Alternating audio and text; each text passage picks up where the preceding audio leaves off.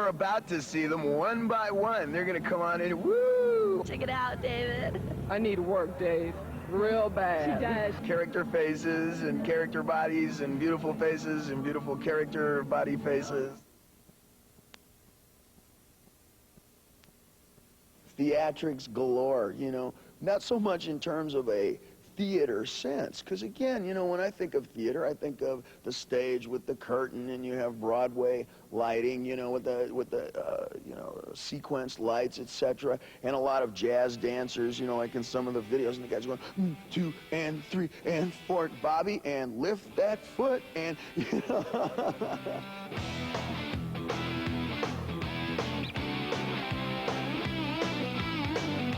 Music should look like it sounds, and with our tricks, we're always trying to keep a keen eye towards a real style here, and our style is that any of these things could have been done 20 years ago. So we have a 28-foot surfboard, and we ride it over the heads of the crowd, you know.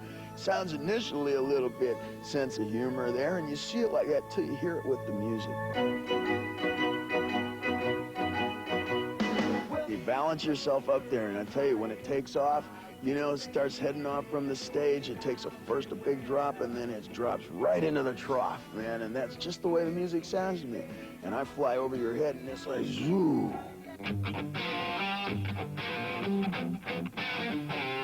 You know, when you drop a boxing ring into the center of an arena in front of 20,000 of your closest friends, it initially sounds sense of humor, and yeah, that's definitely in there. That's a big part of rock and roll. But the boxing ring is the one symbol in the world, in the whole planet, any city, village, town, anywhere, that nothing symbolizes more.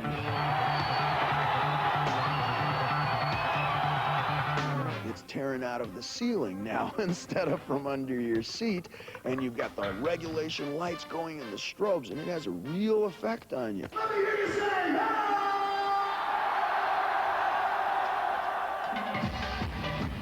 I like high torque music. I like high pressure music. You know that. I've been doing this for a little while.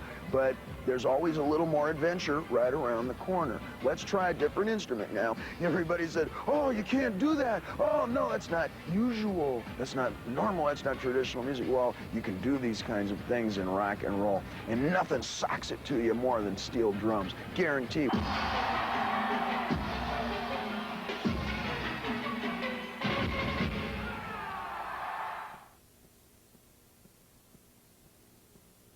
This whole bet is California spirit, man. We're coming in for the MTV Awards, and I was talking with my producer, Teddy Templeman, and he asked me if I still had that old red bomb.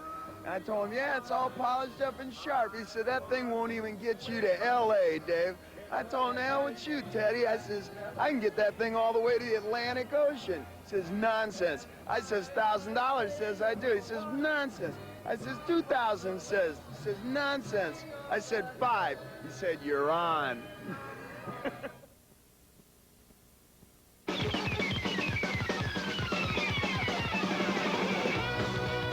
A lot of people, when they hear the word stage, perceive of just as some box-like structure that sits up on at one end of the hall, and all it is some place where you set up some amps, and that's it.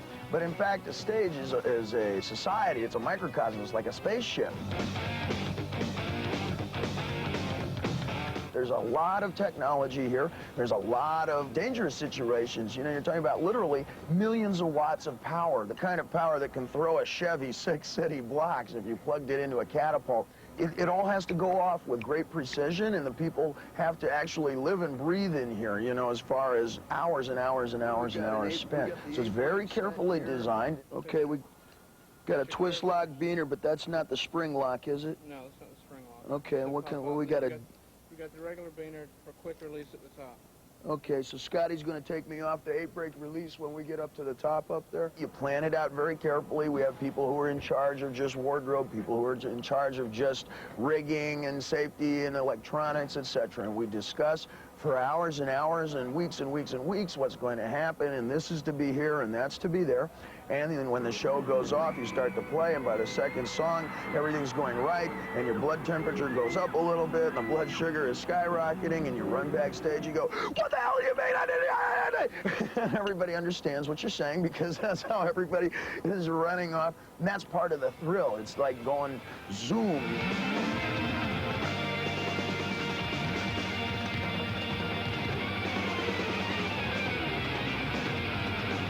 Hey, none of this stuff is any good without an audience. I'll see you when we get to your town.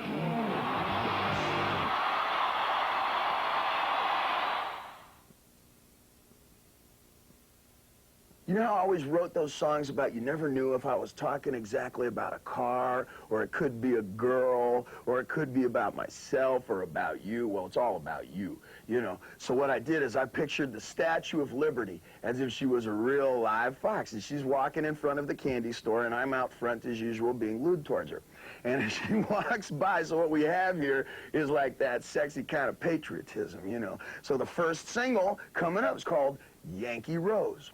And Yankee Rose goes, have you heard about the new sensation? Well, here's the shot heard round the world. All you backroom boys salute when her flag unfurls. She's a real state of independence. Ain't she pretty when her rockets glare? And she'll still prove it any night that her flag's still there. Hey, sister, you're the perfect host. You're the Yankee Rose.